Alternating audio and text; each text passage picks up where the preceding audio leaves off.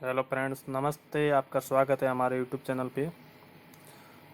तो फ्रेंड्स, आप आज हम केंद्रीय बजट के बारे में अध्ययन करने वाले हैं। और केंद्रीय बजट 2020-21 के अंतर्गत बात कर रहे हैं। और इसमें केंद्रीय बजट कब पारित हुआ, किसने किया, कैसे हुआ, सारी जानकारी देखते हैं। और वो क्वेश्चनों के माध्यम से देखते हैं, प्रश्नों के माध्यम से देखते हैं, ताकि आपको आसानी से समझ में आ सके। तो हमारा पहला प्रश्न है, केंद्रीय बजट 2020-21 किसने पेश किया? तो क्वेश्चन नंबर फर्स्ट आ गया। जो केंद्रीय बजट है 2020-21 का, वो किसने पारित किया था या पेश किसने किया था? तो पेश करने वाली वित्त मंत्री हमारे केंद्र के अंदर निर्मला सीतारमण, जिन्होंने केंद्रीय बजट को पेश किया। क्वेश्चन नंबर दूसरा है, 2020 का बजट भाषण अब तक का सबसे लंबा भाषण था, और ये कितने समय का है? 2020 के अंदर जो बजट का भाषण दिया था, और वो सबसे लंबा भाषण है। ठीक है। और ये भाषण, इसका समय है 2 घंटे 41 मिनट। डी आंसर इसका सही है, 2 घंटे 41 मिनट, जो सबसे लंबा भाषण है। क्वेश्चन नंबर तीसरा, बजट की घोषणा के अनुसार भारत की अर्थव्यवस्था दुनिया की कौन सी सबसे बड़ी अर्थव्यवस्था है? जैसे जीडीपी के तरीके से देखें, जीडीपी के माध्यम से, तो बजट के माध्यम से या जीडीपी के माध्यम से, तो हमारी जो अर्थव्यवस्था है, सबसे बड़ी अर्थव्यवस्था कौन से नंबर पे आ रही है दुनिया के?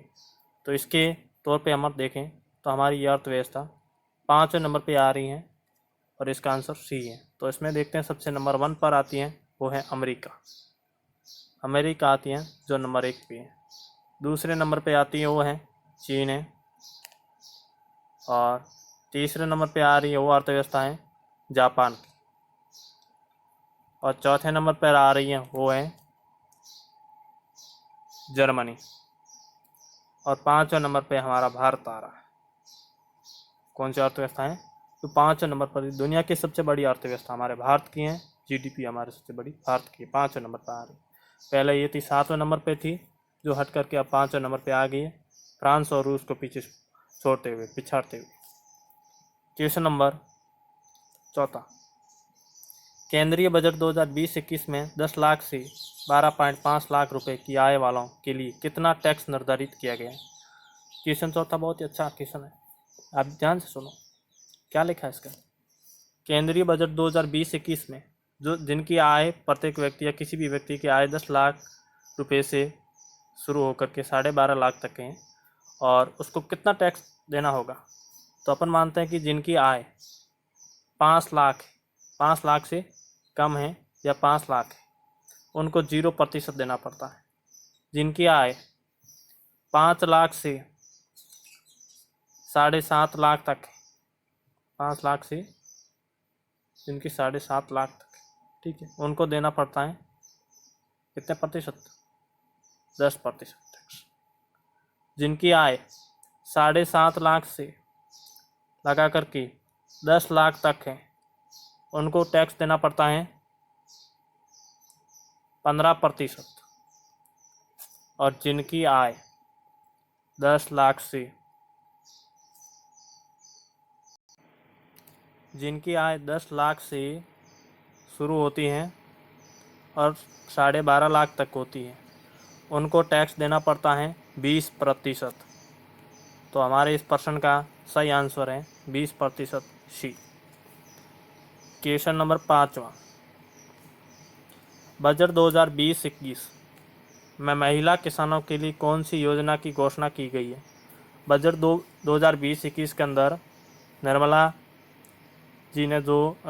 सीतारमण जी ने जो घोषित किया है, उसके अनुसार जो महिला किसान हैं उनके लिए एक योजना लागू की गई है, और उस योजना का क्या नाम है?